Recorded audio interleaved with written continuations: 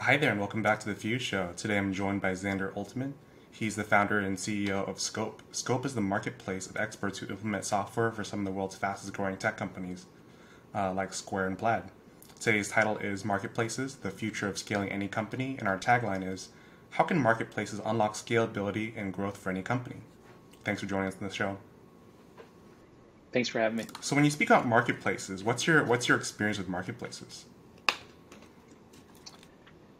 Um, I guess the best way to kind of answer that is to think about the journey of what a marketplace is, and the difficulties in getting one started. But I think a lot of people know this to be true. But once you start these marketplaces, they are very, very good businesses. If you look at all the top performing tech companies, publicly traded tech companies, think almost I think the top like 2% of them are all marketplaces. Amazon, Airbnb. I don't know if Airbnb stock price has been doing that well lately, but historically, I mean, not Spotify, Shopify, yeah. Shopify, these companies historically are marketplaces that have just been doing an absolutely amazing job lately. So, I think my kind of historical background in marketplaces is just starting Scope and seeing a really basic Mhm. need.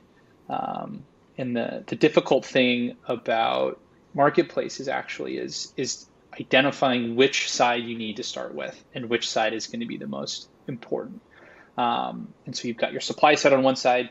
And so for us, those are experts that are trained and certified in specific software vendors that we've partnered with. So as you mentioned, Square, Plaid, but also Shippo, Argyle. We've got a ton of other companies that are very fast growing that we've partnered with. And then the other side is the demand side, and those are the customers of these companies that we're working with. And speaking about marketplaces more broadly, uh, you know, demand and supply or just the identification of which one's going to be the most Mhm. important. It comes down to how hard it is for one side to get started, and whichever side is harder, that's the one you got to focus on. Um, and that's something that I've seen to be fairly true, just kind of across the landscape of marketplaces, just studying them historically, and seeing how they've kind of gotten started and what those barriers to getting them kicked off are. And so for Scope, we identified fairly early on that the demand side was going to be the most Mhm. difficult part. So what we did is we said we're going to be super laser focused on what is the most efficient way to getting customers matched with experts. And what we found was taking a very basic, your standard kind of B2B outbound sales motion approach to getting new customers on, or, for us, what we call vendor partners. So these are the Plaids, the Mhm. Stripes, the Squares of the world. Um, going to them and selling directly to them like you would sell any other piece of software, whether it's an analytics tool or whether it's some new CRM, whatever the case might be. But essentially developing our go-to-market strategy and our demand side creation strategy based on something that's been tried and true, with obviously a few variations that needed to be customized or at least tailored to what our needs are and kind of how our vendors work and like how the whole process works, from the matching side of things with the customers and the experts. But for us, that was like where the initial focus was. And so, more broadly speaking, historical expertise with marketplaces has definitely come with trial by fire. Just building Scope into the company it is now and how fast we've been growing. But then also just like looking back historically and doing a really deep dive in how some of the fastest growing tech companies and the longest standing ones with the most amazing legacies that are now institutions, those are all Mhm. marketplaces. And that's, something that technology and the way that the web is set up today is really meant for. If you think about what it does, it's really just aggregating two different parties and making this really simple transaction happen. And at some point, once you get really good in this marketplace journey, the company and the technology, um, you as or I guess us as the intermediary, we over time can start to automate parts of that matching process. Um, so if I could kind of break it down into like the one, two, three, it's one, find your supplier, your demand side, Mhm. and figure out which one's going to be the most difficult. Focus on that one. Second step is going to be that manual matching. So you're not going to have that much volume in the early days. So it's totally doable. It's a lot of work. I've definitely had a lot of all-nighters when we started Scope. staying up till 3, 4, 5 in the morning, just like finding someone to do a Mm. Shopify integration on Craigslist or on Reddit or you name it. Um, but being able to do that matching manually. And then the third piece is, figuring out, what is that what is that second piece or the third piece of the marketplace, which is the supply or the demand side, depending on which one you find most difficult. So for us, it was supply Mm. side was the easiest part. So really, we know that there are a lot of really amazing developers out there that are doing a lot of really amazing freelance work. There's a lot of really good agencies out there, a lot of folks that are just trying to make some extra cash to be able to do these implementations. And, they're making a hell of a lot more than they'd make driving on Uber. Our average implementation price that we've seen, or just like project size, is about Hmm. $2,500. And we've seen that scale all the way up to about 50,000 and all the way down to about $400. Hmm. Actually $100 for some integrations that are really straightforward. But, um, you know, we work with no code and developer first APIs.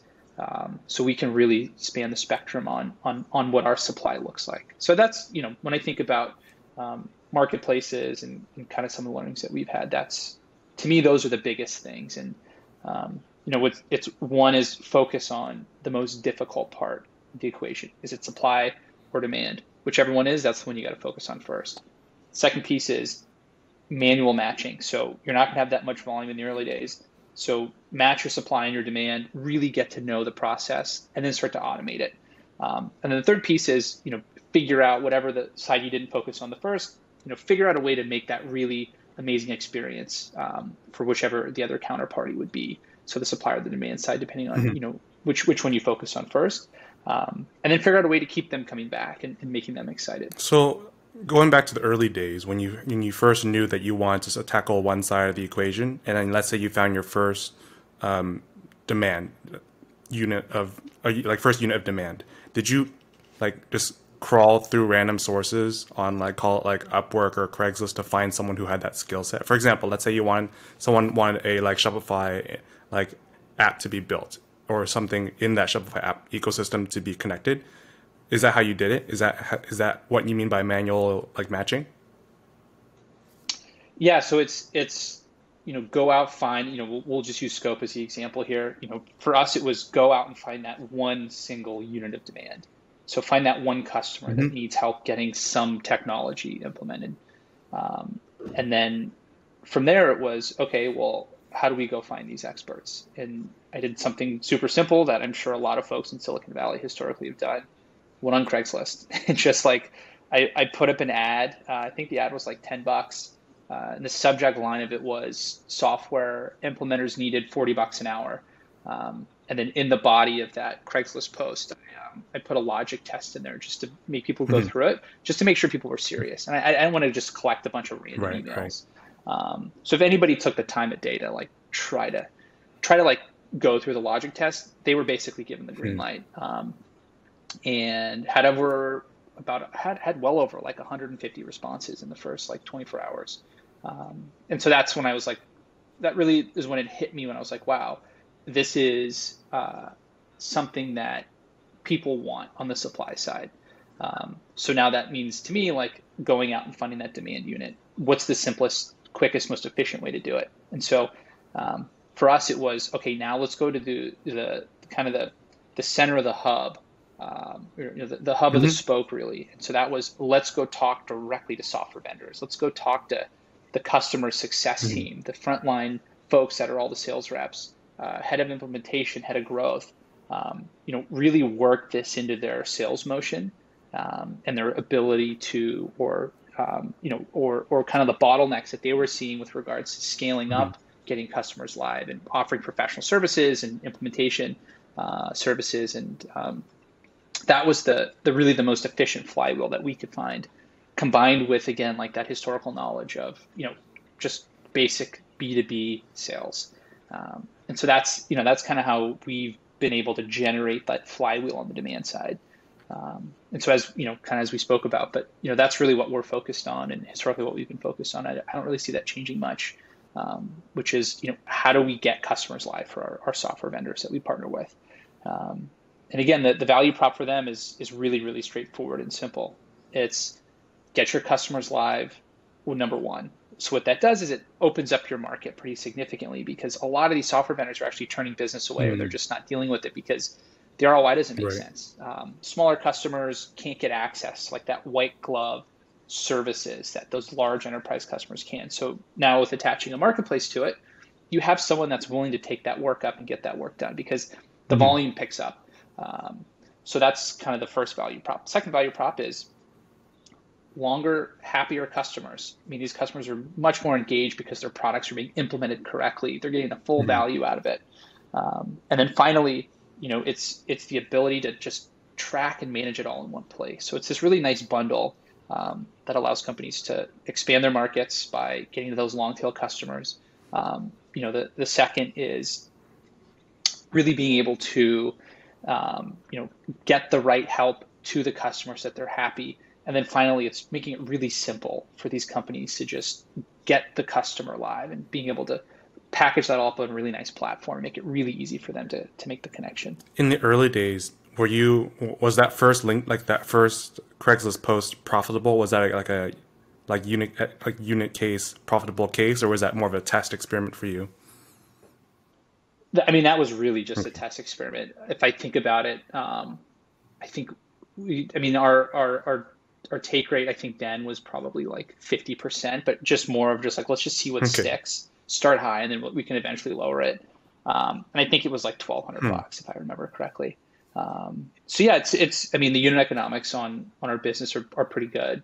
And over time, as we start to develop more volume, we'll think about the take rate, and we'll think about additional ways that we can generate Hmm. revenue. And where we sit in the equation with experts, customers, and software vendors, we have a lot of opportunities to apply unique business models to what we're doing. And this is very similar to, I think they're a good example. They had an okay outcome, but Zenefits, I Hmm. think, was one of the first companies that really kind of rethought the business model. They definitely rethought the way to really onboard a lot of insurance agents, which was illegal, but it's a different story.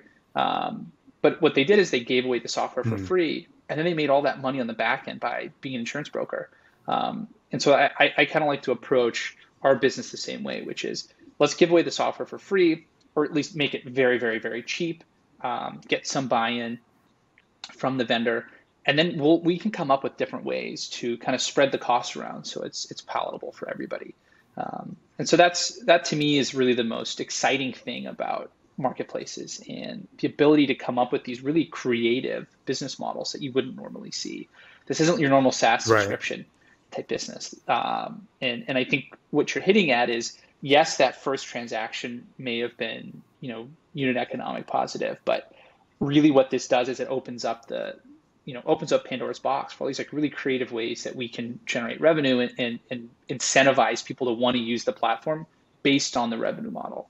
And to me, that's like one of the more interesting things about marketplaces and Scope in particular. The reason I started with that question is I wanted to figure out like how long did it take for you to hit that positive flywheel scenario? Like, was it something you figured out relatively early on, or did it take a while to make the connection that like, okay, it takes a while to get the smooth operations going, but it was a lot earlier than you thought, or longer than you thought? I mean, I don't think we're ever going to get to some Okay. flywheel. I don't think that's ever, I don't think that's something you ever achieve. You get market, you get competitors that come into Mhm. the market. You have some, political kind of, you some type of political kind of, used to be like a political tailwind, then it becomes political headwind in some way, Hmm. shape, or form. Thinking about the ABC test, thinking about the freelancer laws that they're trying to get pushed across the line in California in particular. And then there's always going to be some hurdle that requires you to, yes, like get the flywheel going, but then have to jump back in and maintain the Mhm. flywheel moving, because sometimes it'll get stuck. It happens all the time. You think about Amazon. Amazon introduced Prime well into Mhm. Amazon's existence, but that just helped speed things up. Um, and I think it's always thinking that the flywheel is never done is the best way to be I see. successful in building a marketplace, because it's not. We today even are sometimes going in and like making sure that there's maybe dispute resolution that we need to take care of. That definitely slows the Mm. flywheel down. It's not as kind of easy as most people make it out to be. Like there's this fly, or you read about. I think that's the big For sure. misunderstanding is a lot of these folks that they wax poetic about like how easy marketplaces are, and you start the flywheel and you leave it, and it's this like amazing business that just sits there. That's just absolutely dead wrong. It's extremely difficult maintaining the flywheel moving. It's something that we focus on every single day, and I hope we never stop Hmm. focusing on it, because when we stop, things will get left in the dust, and obviously you don't want that to happen. So it's always, in my mind, it's always those early Craigslist posting days. Like how do we maintain the flywheel? How do we increase the speed? How do we keep it moving really smoothly and efficiently? At some level, once the pool of demand and the pool of supply are sufficiently large, is it not? I mean, it's not perfectly sustaining, but like I think about the case with Uber, where like you have these like incentives that you need to throw in every now and then to balance out the supply and demand side. But it's after a good number of years, I don't think Uber was worried about like instantaneously imploding, at least apart from like legal situations. Do you feel like Mhm. the same applies to your business? I mean, I'm not concerned like I'm going to wake up one morning and the business Right, is right. gone. And I think I wouldn't necessarily phrase it that way. I would think of this more as, actually, I would challenge that, because if you think about where Uber went wrong a handful of times, there was, they definitely lost a lot of market share to Lyft just through Right. that whole Travis Kalanick, that whole Super Bowl situation where he was in the back of the Uber and they got into some argument with the Uber driver. So that's why I'm saying it's one of those things that's never done, because there will always be these external Mhm. forces that are trying to stop that flywheel. And for us, I think it's I'm not concerned about any like political or any of that type of backlash. It's more about how do we keep raising our bar for success, and how do we keep bringing those metrics up to be able to make our customers love our product as much as possible. Um, and it's like, you can always come up with better ideas, and so you just want to keep pumping those better ideas into the process, into the marketplace. So I don't think it's an overnight Mhm. explosion. I think it's more of an approach of continually raising the bar to continue to grab more market share.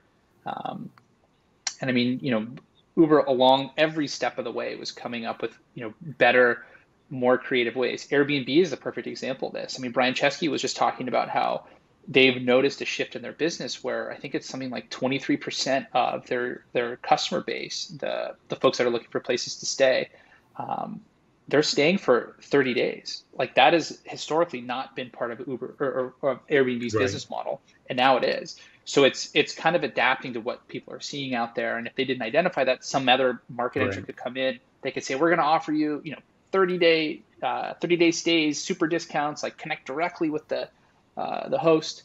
And so that's why I don't think it's a concern that you wake up one day and the thing's Mhm. gone. It's more of how do you continue to listen to your customers, all of your users, your supply side, your demand side, and how do you continue to just like raise the bar on that? And as new challenges come up, how do you then take those and use them to your advantage to be able to onboard customers quicker, or identify that the needs are changing? I mean, when COVID hit, I mean, our business really was launched. Um, I would say like not even a Hmm. year ago, less than a year ago, but one of our largest vendors to date um, came to us like at the end of March, and they're like, we need to get so many customers live. We need to get them up and running so they can start selling Mhm. online.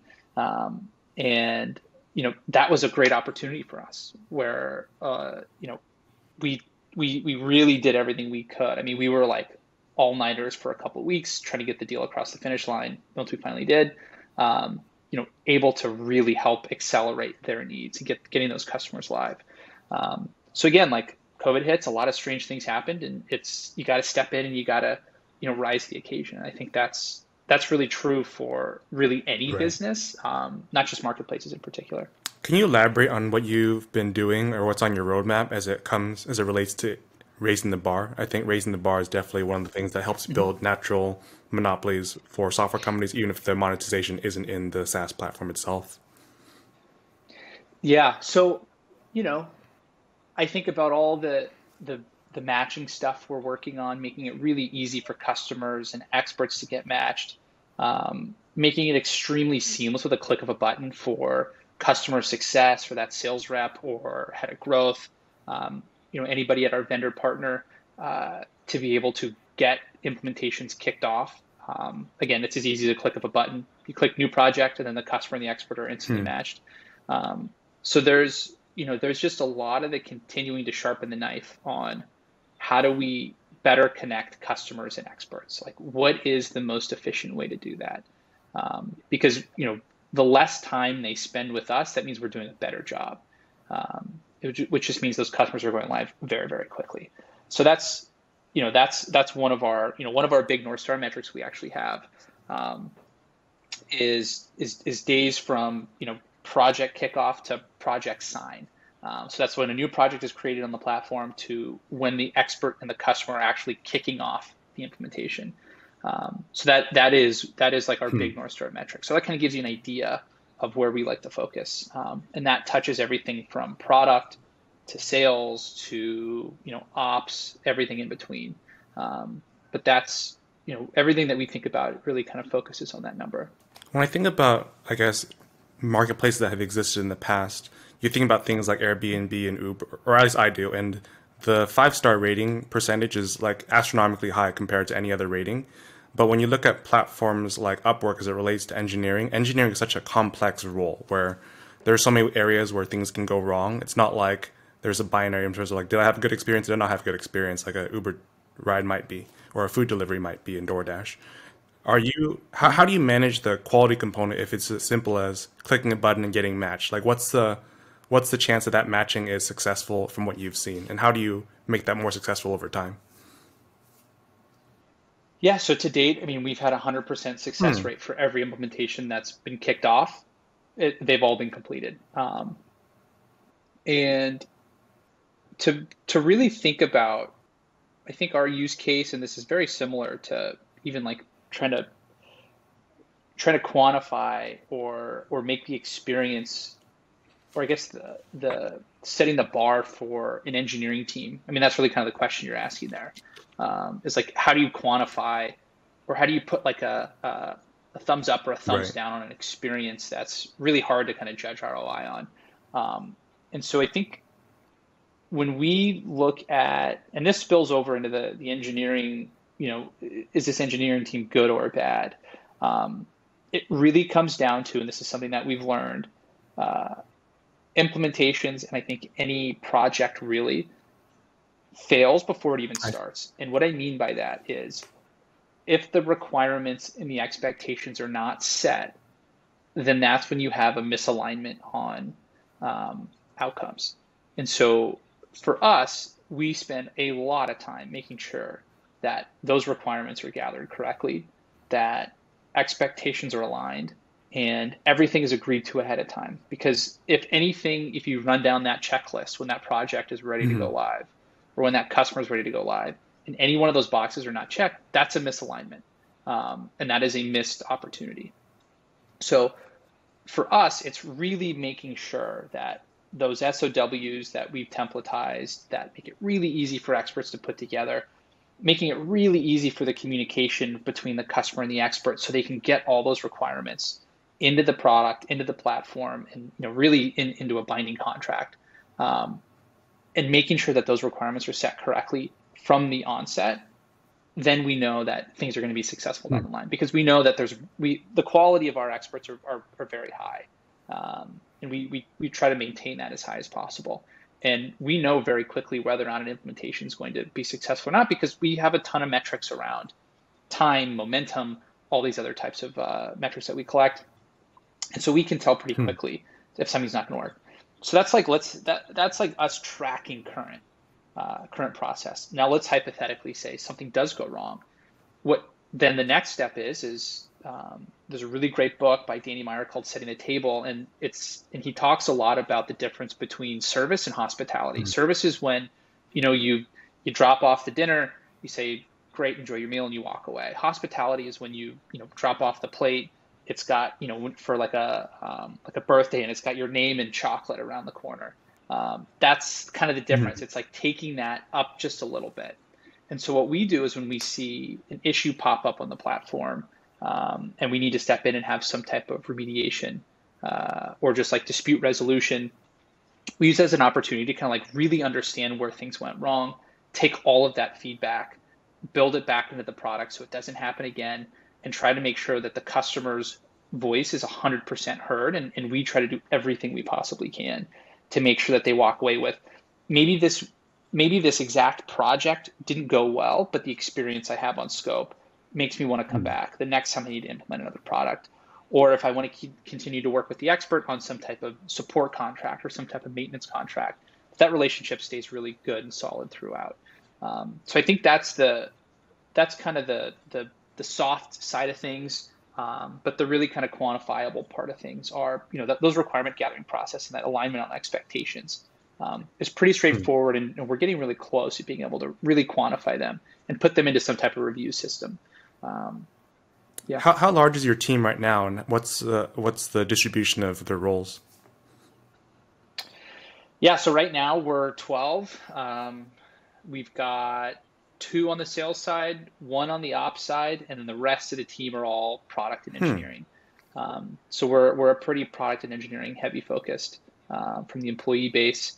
Are you the quote unquote product manager, or do you have a leader that handles that for you? Yeah, so we do have a head of product, Andrew Kim. I've known Andrew for a long time now. We worked together at my last company, HiQ, where he was running product there too. So he knows his stuff, and he's great to work with. Okay. And how do you choose to allocate? How do you choose to prioritize as a company what goes in, I guess, the next quarter or next 2 quarters of roadmap? From a product or from a sales? From a product perspective. Yeah. So this is something that I would, the best way to describe this is it comes from a mixture of hearing what our users are asking about. It's also coming from a place of kind of instinct and kind of what feels like is going to be the next thing. And with regards to what our users are asking us for, that's really simple, really straightforward. To me, that it almost feels a bit like lazy kind of product discovery is just like waiting for people to tell you what they want. Where I really believe, there's 2 things that I really, really, truly, actually 3 things. One is if you're waiting for customers to tell you what you want, that's lazy. So that's number 1. Number 2 is when users are trying to use your product in ways you never thought, and they're getting really creative on how to use it, you need to figure out they're basically trying to draw, you're trying to draw a straight line, but they're going around for some reason. Well, why are you going that way? And it's like, oh, light bulb moment, got it. So we have a ton of use cases like that where our users got really creative on how they wanted to use Scope, which to me tells me that people really want our product, and we need to make it easier for them to use it. Can we dive into a specific example? So just scheduling. Customers and experts want a really easy way to just kick off a meeting and have a quick chat if they need to. So what was starting to happen was they were sending Google Meet links back and forth, or a Calendly link, or sometimes even texting because they'd get each other's phone numbers, just like, hey, can you jump on the phone for 5 minutes? So they were getting really creative in ways to communicate. And so we kept hearing all the time, make it really easy to connect with the customer, or the customer's like, I want to chat with the expert. What's the quickest way to do it? So we had communication capabilities, like really simple chat back and forth, file uploading, all that kind of stuff. But they wanted to take it to the next level. They wanted to spend more time together. So, that's something that's on the roadmap. So that's a pretty straightforward example. Okay. One of the things I wanted to talk to you about is, I guess, the fundraising experience, just because I feel like I've talked to a lot of founders who face a lot of friction here. How did you get started in that realm? How did you know who to talk to, what to talk about, how to pitch? How did you learn all of that? Yeah, I think I think all that stuff is kind of I secondary, see. actually. I mean, you could put lipstick on a pig. I think that's a really good analogy for this. But what it comes down to is market adoption. Like, are you able to? Do people want to use your Hmm. product? Yes or no? If people want to use your product, raising money is no issue. If people don't want to use your product, you have other problems, and fundraising Hmm. shouldn't be something you're concerned about.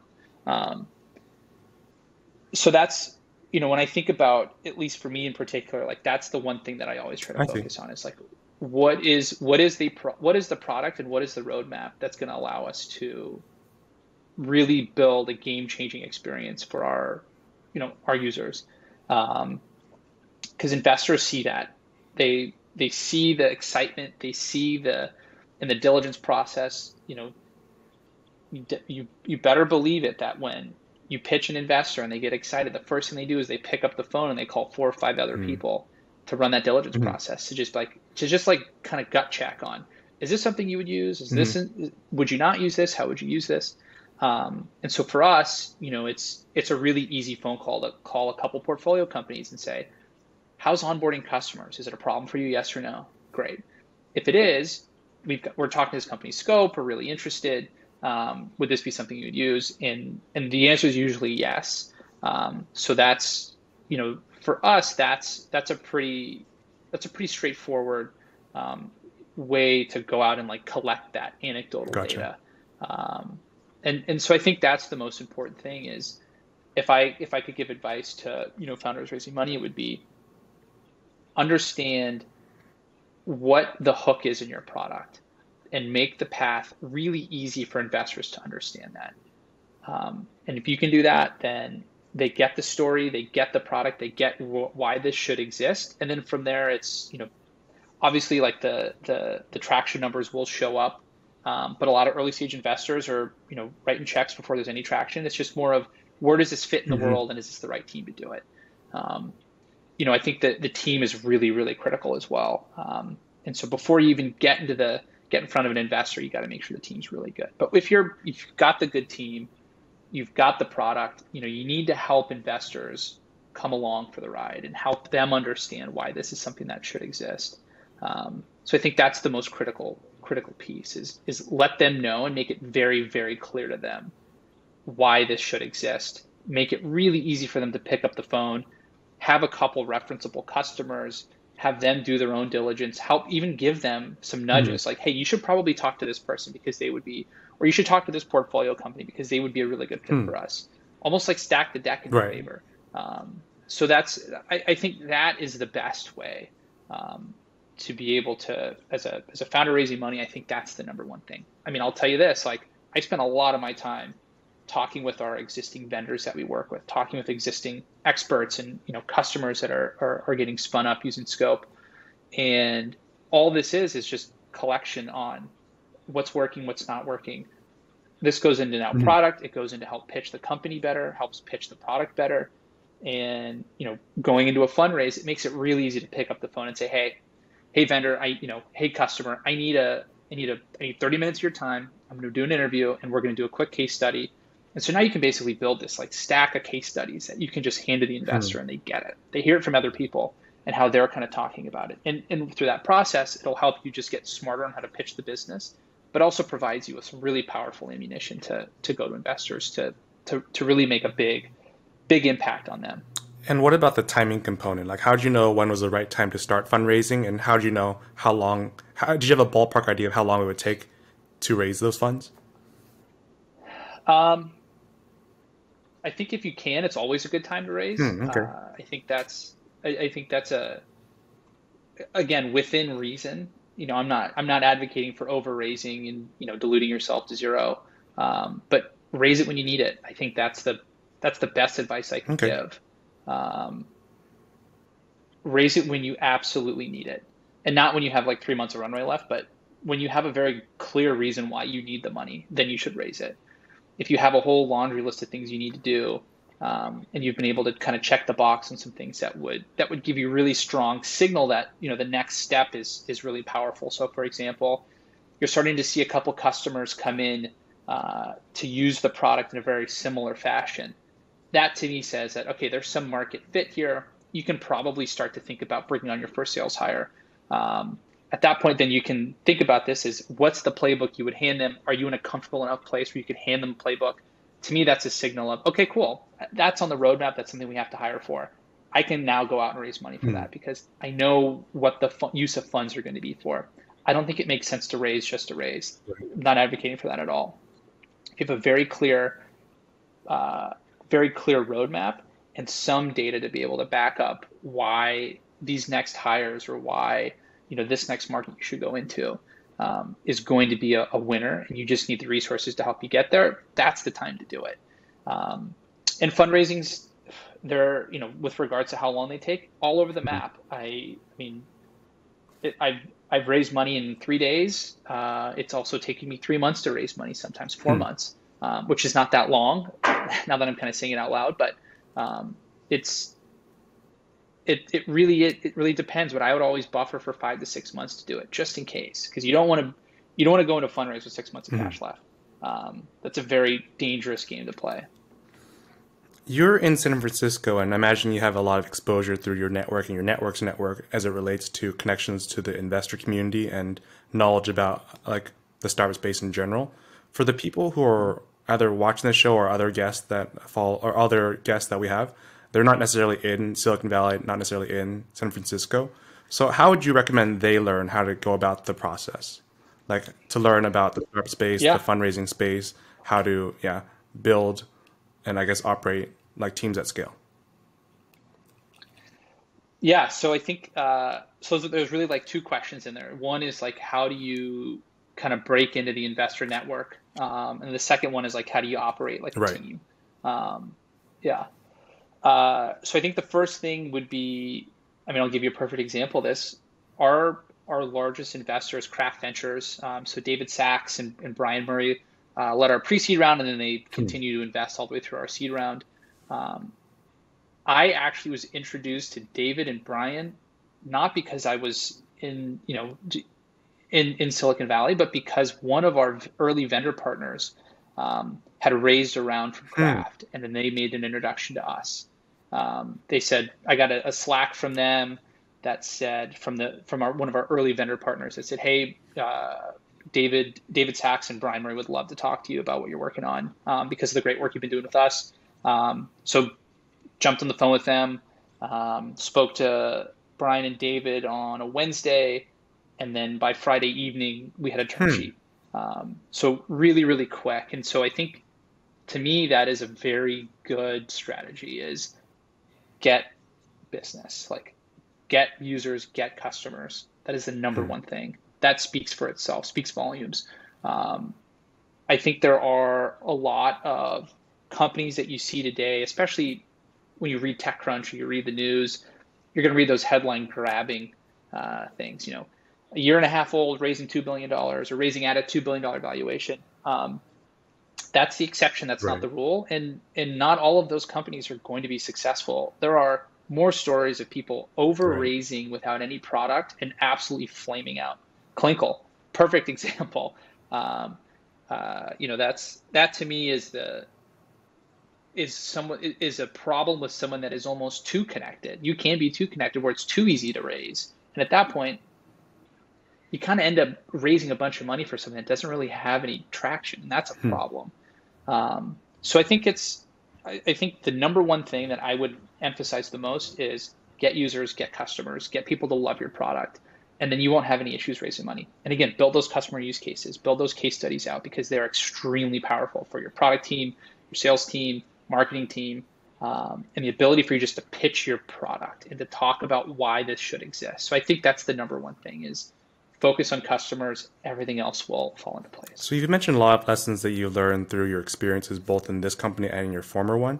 Do you have more like formal pieces of education, be it in the form of like books or blogs that you follow or podcasts that you listen to that you found constructive in this journey for you?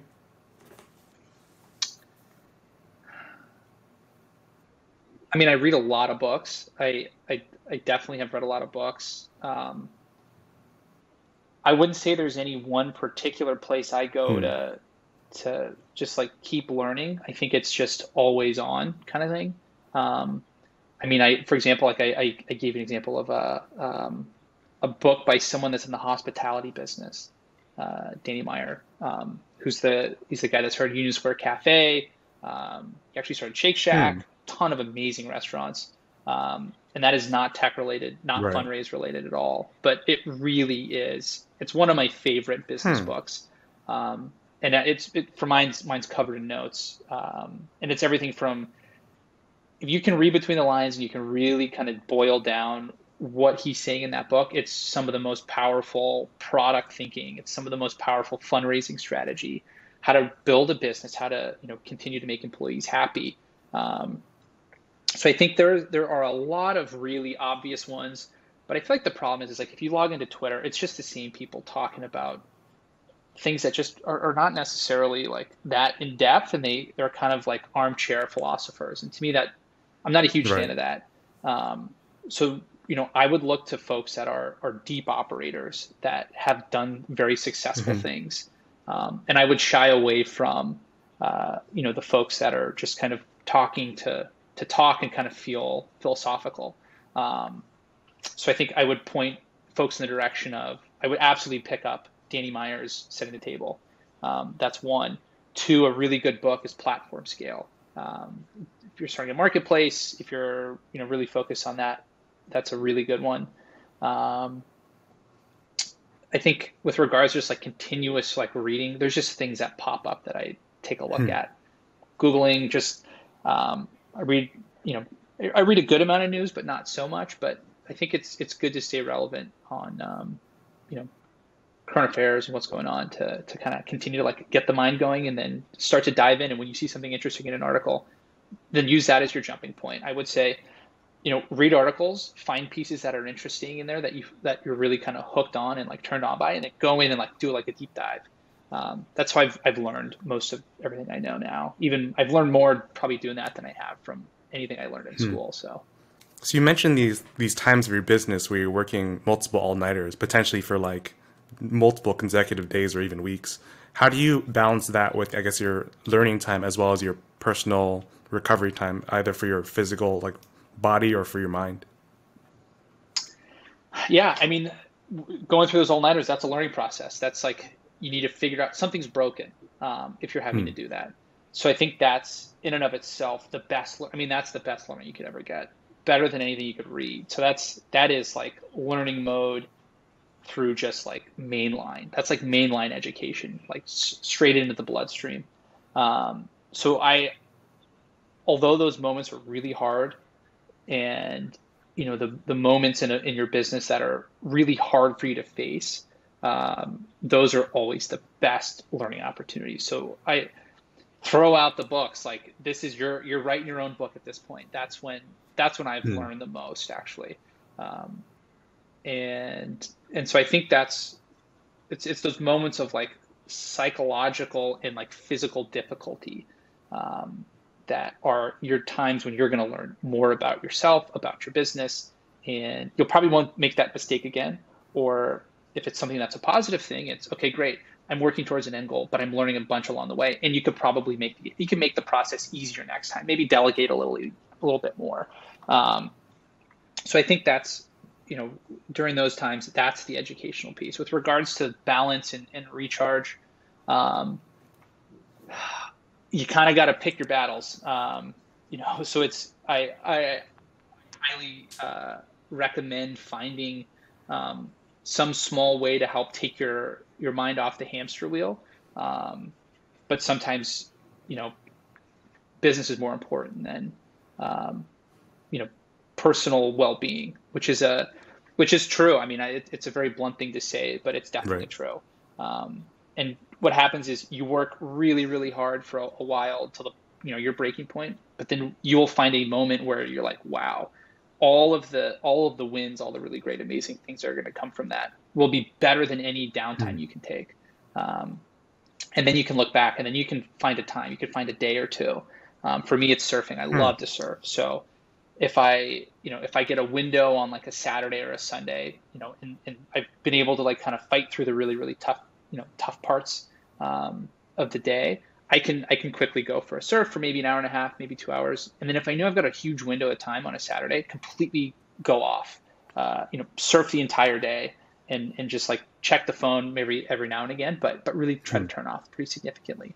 So I think the best way to kind of summarize this is fight through the pain. You got to do it because the reward is better than any physical or mental pain you're going to have to go through.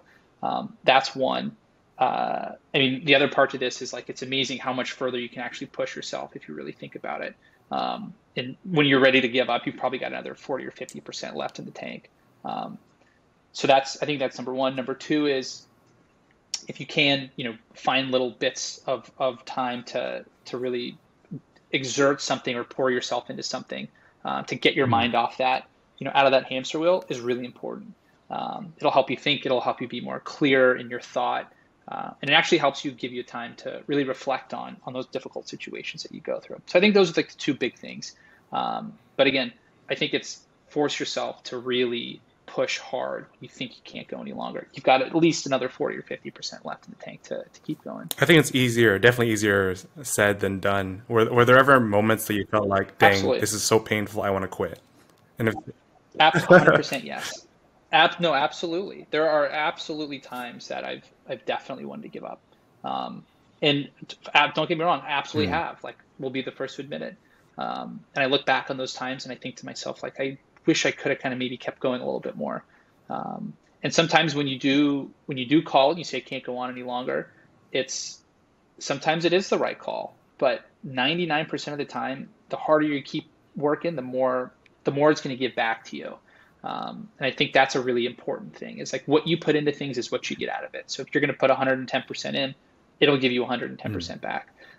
It may not be the outcome you wanted, or things might take a little bit longer, but it's that patience. And I think that's what it is the patience to wait things out, the patience to really keep grinding.